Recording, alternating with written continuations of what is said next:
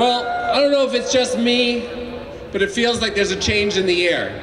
Like we're on the cusp of something big. I know that there are times when we all wrestle with feelings of despair, when we fear that we may not be successful in this existential challenge, but to quote Nelson Mandela, it always seems impossible until it is done.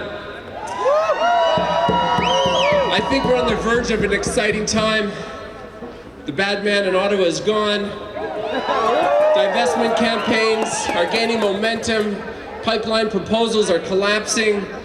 New investments in the tar sands and LNG are evaporating. We finally, after years of inaction, have a new government in Alberta that has the start of a climate action plan.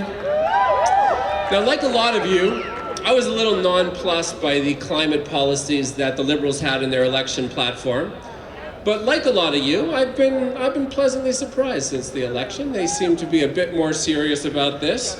Now we will see where our new Prime Minister lands when he comes back from Paris and meets again with the premiers. But let's be clear, we are going to have to keep the pressure on. Our federal and provincial governments are going to have to be more ambitious, and our Prime Minister need not be limited by the more modest proposals in his platform, because to quote the new PM, better is always possible. You know, the most challenging barrier we face isn't a lack of evidence that we need to change. It's not a lack of public support for climate action, no. It is instead this pernicious doubt that most of us harbor that we just can't do this, that the change is too great. But my friends, we can do this. Canada's experience in World War I and II serves to remind us that we have managed a dramatic restructuring of our economy before. In both world wars, our economy had to be entirely retooled for a new common purpose, all within months. Victory bonds were sold, profits were restricted, new taxes were levied, household quotas were applied on some goods, core industries were directed to produce the goods and services needed. People grew victory gardens and dramatically shifted their transportation from private automobiles to public transit, actions that coincidentally also lowered emissions. And in the process, employment grew dramatically. While the threat today may move in slower motion, is the climate crisis we face really all that different? Only now we need a government that will lead us not into battle against other nations, but rather into a fight for our collective future.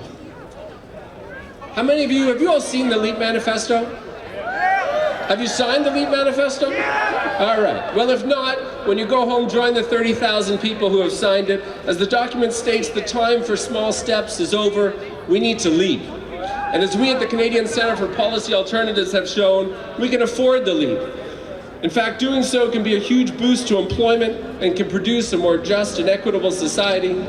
Now, I'm a policy wonk, so I'm going to throw some numbers at you. If we really wanted to dramatically invest in an ambitious green infrastructure program, really double down on public transit and high-speed rail and renewable and district energy and building retrofits and so on, we should be spending $50 to $60 billion a year. Now that sounds like a lot of money. After all, Trudeau campaigned on a promise to spend $5 billion a year on green infrastructure, so what I'm proposing is 10 times more. But consider this, in an economy such as Canada's, with an annual GDP of over $2 trillion a year, a bold investment plan of 50 to 60 billion represents about 2.5% of GDP. That is so doable. Or consider this, if you tally up all of the federal tax cuts over the last 15 years, tax cuts that have disproportionately benefited the wealthy, lo and behold, you find that these have, coincidentally, depleted the federal treasury's capacity to spend and invest by, you guessed it, about $50 billion a year. So can we come up with 50 to 60 billion to transition our economy? Absolutely we can. But here's the thing. Unlike in the fossil fuel sector, there are no major multinational corporations ready and waiting to invest this money. No.